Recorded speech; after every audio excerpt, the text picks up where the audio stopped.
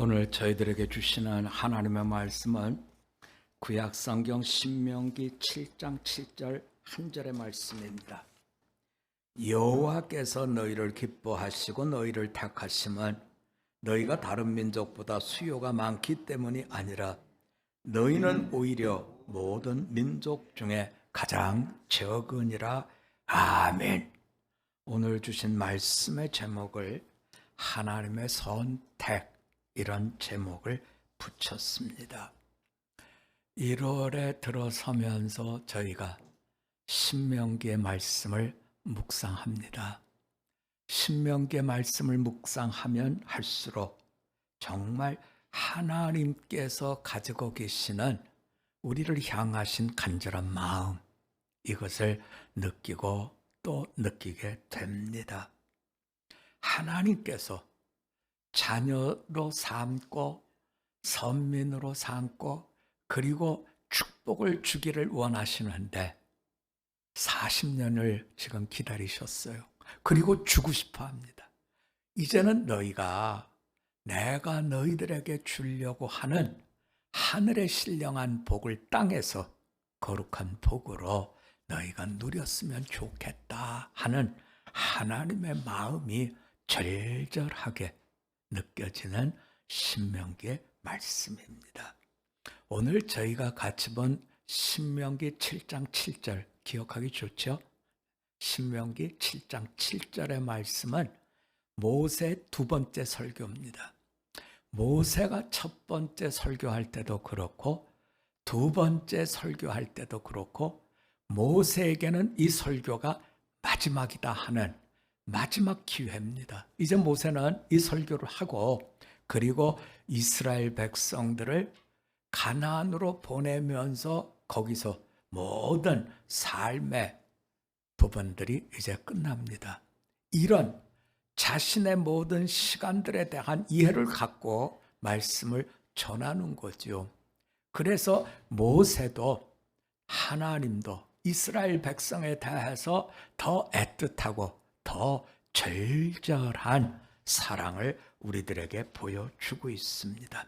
첫 번째 설교에서는 지난 40년을 회상했습니다. 순종과 불순종이죠. 너희가 순종했을 때 하나님은 이렇게 축복을 주셨다 하는 것으로 어떤 얘기를 하냐면 너희가 그 요단 동편을 점령하고 있는 아모리 왕 시온, 밧산 왕 옥을 죽이고 그 땅을 우리가 다 얻었다는 거예요. 진멸했다는 거죠.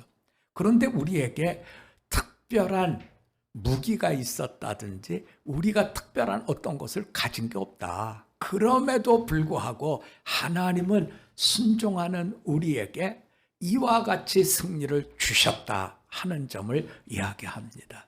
그리고 또 하나는 불순종에 대한 예를 들어줍니다.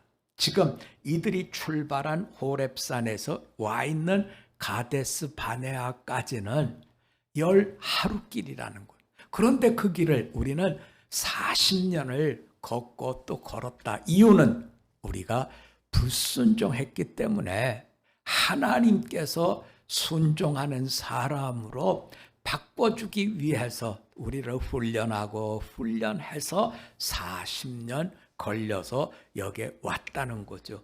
이 40년의 세월 속에는 또 어떤 얘기가 들어있냐면 1세대는 그 40년을 걸으면서 불순종한 그 삶의 대가로 아무도 남지 않게 됐다는 겁니다.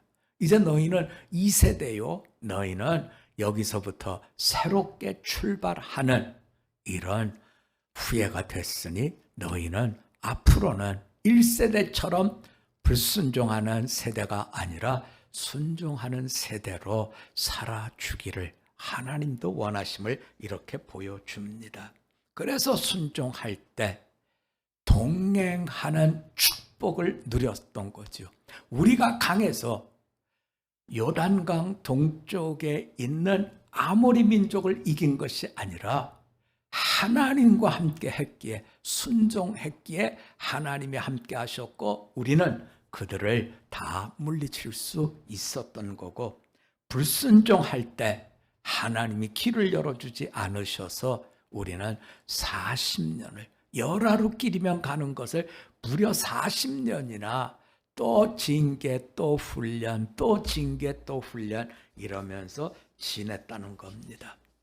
이제 새 시대가 되었고, 모세는 두 번째 설교를 통해서 하나님이 주신 선물에 대해서 얘기하는데 무엇을 얘기하냐면 하나님이 너희에게 율법을 주셨다는 겁니다. 십계명을 주셨다는 겁니다. 율법과 십계명을 주셨다는 건 배우고 지켜야 된다는 뜻도 있지만, 또 한 가지는 율법과 십계명을 받는 것은 우리가 자유인으로 새로운 신분이 됐다 하는 말씀을 줍니다.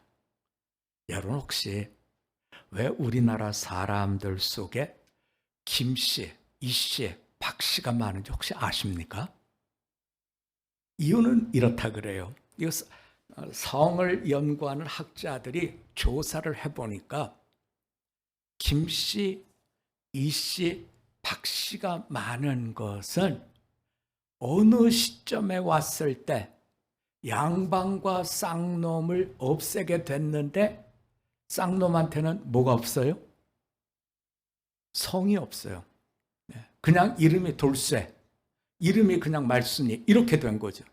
그래서 성이 없으니까 성을 줘야 되는데 성을 주다 보니까 그 중에서 노예를 많이 가지고 있었던 사람들이 김씨, 이씨, 박씨였다는 거예요. 그래서 그 주인의 성을 따라서 성을 받다 보니까 그 성들이 더 많아지고 더 많아져서 김씨, 이씨, 박씨가 많아졌다는 거죠. 우리가 생각해 보면 넉넉히 이해할 수 있어요.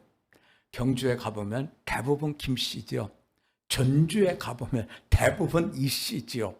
그런가 하면 저 밀양이나 이쪽으로 가면 대부분 박씨입니다. 이들이 땅을 많이 가지고 있었고 집에서 도와주는 이런 종들을 많이 가지고 있었기 때문에 성을 김씨, 이씨, 박씨 이 사람들이 많아졌다는 거죠. 사실은 그분들의 원래 성이 뭔지 모르죠. 없었으니까요. 그런데 이름 주면서 너희가 자유인이 되면서 성을 받을 때 그렇게 받았기 때문에 많아졌다 하는 이야기를 합니다. 우리는 내가 성을 갖고 산다는 것에 대한 간격이 없어요. 뭐 당연히 내가 박씨니까 박씨지 뭐 이러는데, 노예로 살던 사람이 성을 가지고 그 다음에 족보에 들어가고 족보를 만들고 그럴 때 얼마나 그들은 살아온 날들에 대한 천대받음, 억압받음에 대한 새로운 마음을 가졌겠냐는 거죠. 율법과 십계명은 이제는 너희가 더 이상 애굽에서 종 살던 종이 아니라는 겁니다. 너희는 이제는 새로운 피조물 자유인이 됐습니다. 이렇게 하나님께서 새로운 지위를 주셨으므로 너희는 십계명과 율법을 가지게 되었고, 이제는 새 나라의 새 백성으로 살아가니까 거기에 맞춰서 배우고, 그리고 거기에 맞춰서 너희는 모든 것들을 실천해야 된다 해서 이렇게 주셨다는 거죠. 그러면 하나님께서 주신 이 율법, 십계명을 우리는 10가지 매일 외우는 것도 중요하겠습니다만 이 율법의 정신을 아는 것이 훨씬 더 우리에게는 중요한 줄 압니다. 자, 율법의 정신은 너희가 마음을 다하고 뜻을 다하고 힘을 다해서 새로운 신분이 되었으니 이제는 새로운 신분, 자유인을 우리에게 허락하신 여호와 하나님을 사랑하라는 겁니다. 하나님과 동행하라는 겁니다. 마음을 다하고 뜻을 다하고 힘을 다해서 참으로 너희는 하나님이 주신 그 땅에 들어가서도 계속해서 하나님을 사랑하라는 겁니다.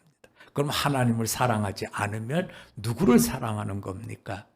내 하고 싶은 대로 나를 사랑하는 것이죠. 그래서 나를 사랑하는 인생이 아니라 너희는 이제는 하나님을 사랑하는 이런 사람으로 살아야 됨을 말씀해 주시면서 세 가지 하나님의 요구사항이 있습니다. 첫 번째는 너희가 가나안 땅에 들어가거든 그들과 언약을 맺으면 안 된다는 겁니다. 이미 너희는 하나님과 약속을 한 백성이기 때문에 하나님 나라와 너희는 약속을 했는데 또 사람 땅의 나라와 약속 언약을 해서는 안 된다는 겁니다. 또 한 가지는 너희는 그들과 결혼해서는 안 된다는 겁니다.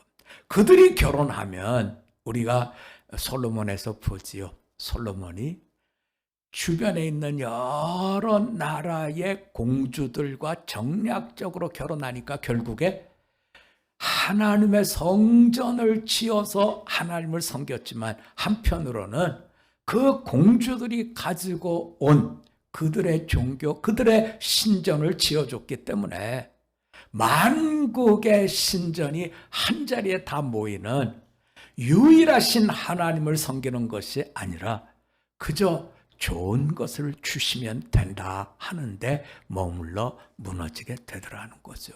그래서 두 번째로 부탁하는 것은 이방 민족과 너희가 혼인해서는 안 된다는 겁니다. 세 번째 부탁은 이방 사람들이 섬기는 그들이 얘기하기를 우리에게 풍요를 주고 우리에게 힘을 주는 이 모든 신은 이분이다 하면서 우상을 보여줄 때 사람이 조각한 우상을 따라가서는 안 된다는 것. 세 가지 하나님께서 지켜야 될 하나님을 사랑하는 사람들로서 이것 참으로 잘 지켜주기를 원하는 것이죠. 언약을 하면 안 됩니다. 결혼을 하면 안 됩니다. 우상을 섬기면 안 됩니다. 우리 한번 같이 해볼까요? 이방 민족과 언약하면 안 됩니다. 이방 사람들과 결혼하면 안 됩니다. 이방의 우상을 따라가면 안 됩니다. 이 세 가지를 우리에게 이렇게 부탁하고 있습니다. 이것이 하나님을 사랑하는 것이요, 이것이 하나님과의 동행길인 것을 성경 우리들에게 주고 있습니다. 우리가 그런데 7장의 말씀을 보면 한 가지 독특한 것을 우리가 보게 됩니다. 신명기 7장 앞부분을 보면 하나님께서 1절에서 이렇게 말씀하고 있습니다. 내 하나님 여호와께서 너를 인도하사 내가 가서 차지할 땅으로 들이시고 내 앞에서 여러 민족, 그러면서 7 족속에 대한 걸 다 밝혀주고 있어요. 헷 족속, 기르가스 족속, 아모리 족속, 가나안 족속, 브리스 족속, 히위 족속, 여부스 족속, 이들과 너희가 연합해서는 안 된다 하시면서 이름을 일일이 거명하고 있습니다. 이것은 우리의 적들이 누군가 하는 것을 명확하게 또 하나하나 무찔러 쫓아내야 되는 적들에 대한 하나님의 밝혀주심을 우리가 이 말씀 속에서 보게 되는 것이지요.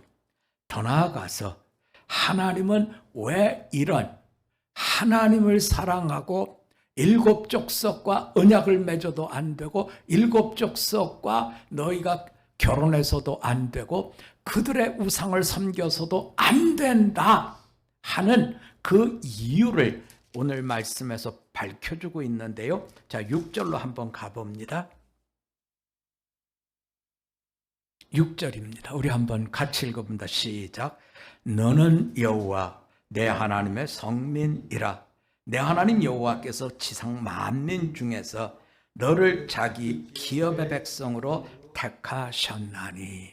자, 우리 기억해 봅시다. 하나님은 나를 성민으로, 기업으로 택하셨습니다. 자, 나를 성민, 거룩한 백성. 우리는 거룩하다 그러면 뭔가 나하고 별로 상관없는 것처럼 느껴지는데요. 거룩한 성민이라는 뜻은 하나밖에 없는 백성이다, 그런 뜻입니다. 유일한 백성이라는 뜻입니다. 그리고 여기에 나오는 기업이라는 말씀은 원어로 가서 보면 하나님의 보물이다, 그런 뜻이에요. 귀하고 귀한 하나님의 보물이 바로 우리입니다. 그래서 우리에 대해서 하나님께서 너는 나의 성민이다, 너는 나의 기업이다, 이런 말씀으로 내가 너를 어떻게 생각하는지 너희가 마음에 잘 담았으면 좋겠다는 거죠. 그래서 하나님의 기업이요 하나님의 성민인 우리로 삼아 주셨는데 여기에 이유가 있습니다. 이것은 사람들이 생각하는 이유와는 많이 다릅니다. 자, 우리 한번 그 부분을 볼까요? 오늘 말씀 7절입니다. 여호와께서 너희를 기뻐하시고 너희를 택하심은 너희가 다른 민족보다 수요가 많기 때문이 아니라 너희는 오히려 모든 민족 중에 가장 적으니라. 가장 적다는 거예요. 그래서 내가 너희를 택했다. 저는 이 말씀을 묵상하면서요, 꼬마 소년 다윗과 골리앗의 이야기가 생각나요. 여러분, 꼬마 소년 다윗, 거인 중에 거인 골리앗. 하나님은 누구를 택하셨냐면 골리앗을 택한 것이 아니라 꼬마 소년 다윗을 택하셨다는 거죠. 왜 그러면 꼬마 소년 다윗을 택하셨어요? 우리는 다윗이 물맷돌로 골리앗을 물리친 승리만 생각하는데 왜 그랬을까? 바울은 이렇게 설명해 주고 있습니다. 고린도 교회에 보낸 편지에서 우리는 하나님의 택하심을 입은 백성인데 하나님의 택하심은 세상에 미련한 자, 세상에 약한 자, 세상에 천한 자, 세상에 멸시받는 자, 세상에 없는 이런 사람들을 택하셨는데 이유는 분명하다는 거죠. 아무 육체도 하나님 앞에서 자랑하지 못하게 하려 하는 것이고 자랑하는 자는 주 안에서 자랑하라 해서 우리를 택하셨다. 자, 우리 한번 같이 해볼까요? 하나님은 자랑하는 자가 주 안에서 자랑하라 말씀하시고 있습니다. 자, 주 안에서 자랑하라는 겁니다. 그래서 참으로 적은 이스라엘을 택했고 천한 자, 약한 자, 멸시받는 자, 없는 자 이런 사람들을 택하셔서 있는 자, 강한 자를 하나님께서 제압하도록 하셨다는 거죠. 그래서 자랑을 할 때 자랑하는 자가 주 안에서, 여러분 중요한 건 자랑이 아니고 주 안에서입니다. 여러분 약하면 제가 목회를 해서 보니까 분명해요. 네. 오지 말라고 해도 기도하러 와요. 그런데 내가 강하면 어때요? 기도하러 안 오죠. 네, 기도하러 안 옵니다. 어렵고 힘들고 내 힘보다 훨씬 넘치는 어려움이 오면 나타납니다. 그리고 부탁합니다. 그리고 함께 이 문제를 주님께 아뢰달라고 요청합니다. 그래서 하나님은 이와 같은 기도자의 심령을 두고 주 안에서 자랑하도록 하나님이 주셨다는 것을 우리가 말하고 자랑할 수 있도록 하기 위해서 이렇게 이끌어 주시는 것이죠. 자, 이제 우리가 기억해야 될 것은 하나님의 택하심이 이럴진데 우리는 어떻게 이 땅을 살아가야 됩니까? 하는 하나님의 모든 은혜 속에서 이것을 감당해야 됩니다. 하나님께서 이끌어 주시고 하나님께서 주 안에서 자랑할 수 있도록 약한 자, 힘없는 자인 우리를 택하셨는데 이제 우리는 이렇게 참으로 하나님의 선택 속에서 사랑 입은 자요 하나님의 신실하심 속에 택함 받았음을 기억하면서 하나님이 우리를 택하신 건 하나는 우리가 약하다는 것이고요. 또 한 가지는 우리 조상들 아브라함과 이삭과 야곱과 약속하신 것을 이루기 위하십니다 하는 말씀을 주고 있습니다. 다시 말하면 하나님은 변함없이 약속을 지키시는 분이니 너희도 어떡하라는 겁니까? 너희도 신실한 자 이것에 서서 하나님과 동행해야 됨을 우리에게 말씀으로 일깨워 주시고 있습니다.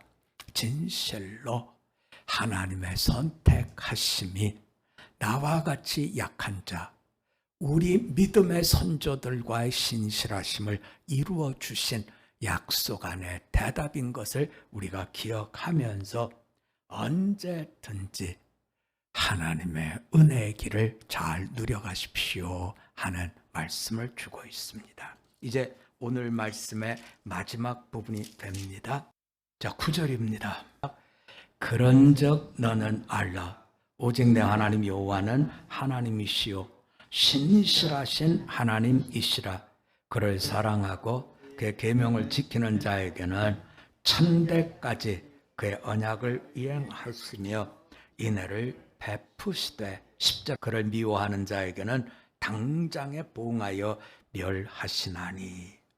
하나님께서 신실함을 지키고 하나님의 계명을 사랑 가운데 감당하는 이런 분에게는 천대를 하늘의 사랑으로 덮어주시지만 하나님의 약속을 미워하는 자에게는 당장에 보응하셔서 하나님의 보응, 하나님의 진노가 떨어집니다 하는 말씀을 우리들에게 주시고 있습니다. 자, 이제 말씀의 결론을 마음에 한번 담아볼까요? 자, 우리 한번 같이 해봅시다. 내가 신앙생활 잘하면 내 자식이, 내 후손이 복을 받습니다. 아멘. 자, 하나님의 약속은 천대입니다. 내가 신앙생활 잘하면 내 자식, 내 후손이 복을 받는다는 것. 그러나 분명한 건 내가 신앙생활 잘못하면 그 아이들에게 저주가 이어가는 건 아닙니다. 하나님이 당대에 잘못하는 그 사람에게 폭격하신다 하는 말씀을 주고 있습니다. 언제든지 우리의 후손들이 하늘의 복을 가지고 거룩한 자로 살아갈 수 있도록 하나님의 선택으로부터 시작된 하나님의 축복의 열매를 이루어낼 수 있는 믿음의 귀한 역사를 이루실 수 있기를 주님의 이름으로 부탁드립니다. 우리 한번 같이 기도드리겠습니다.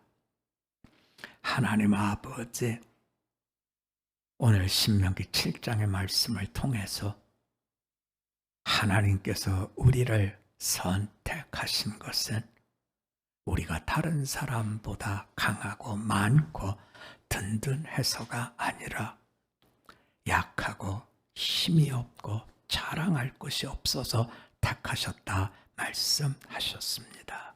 그 이유는 너희가 어려울 때 더욱 기도할 것이요 너희가 응답받을 때 하나님이 주셨다고 고백하며 주 안에서 자랑하는 그 자리에 서는 우리가 되기를 원하신다 하는 말씀을 주셨습니다.